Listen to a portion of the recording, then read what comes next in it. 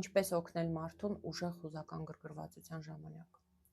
Երբ նա անհանգիստ է, նյարդային լարված, չի կարողանում տեղը նստել,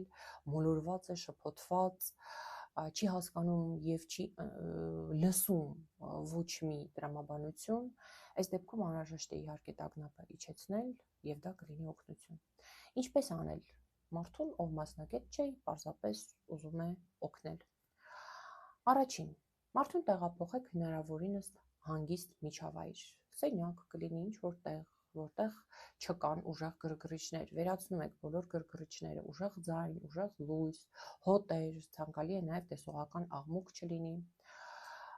Երկրորդ, խուսափում եք ինքներդ կտրուկ շարժումներից, որովհետև դա նույնպես ուժեղացնում է տագնապը եւ նյարդային լարվածությունը բարձրացնում։ Երրորդ, խոսում եք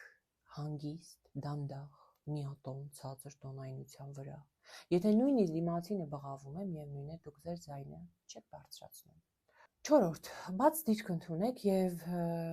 եղեք նրա աչքի մակարդակին, եթե նստած է, նստեք, եթե կանգնած է, կանգնեք, առաջարկեք լվացվել սառը ջրով, քուրոց շնչել, միգուցե կատարել շնչառական վարժություն։ Հինգերորդ, մի արժեզրկեք մարդու հույզերը, եթե նույնիսկ նա ինչ-որ չնչին բանից ընկավ այդ հոգեկան ծանր վիճակի մեջ։ Բարձրաձայնեք նրա հույզերը, եթե ճանաչում եք, օրինակ դու այս պահին տխուր ես, դու այս պահին զայրացած ես, դու այս պահին մեղքի զգացում ունես, ինչ որ նկատում եք, որ տվյալ անձնավորությունը զգում է, դա կօգնի ինքն իրեն հասկանալ։ Եթե ի վիճակի է, խնդրեք իրեն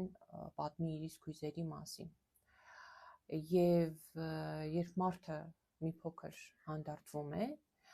լսեք նրան առանց քննադատելու, առանց ընդհատելու, որից հետո կարող եք ասել. ես քո կողքին եմ եւ կօգնեմ գտնել մասնագետ։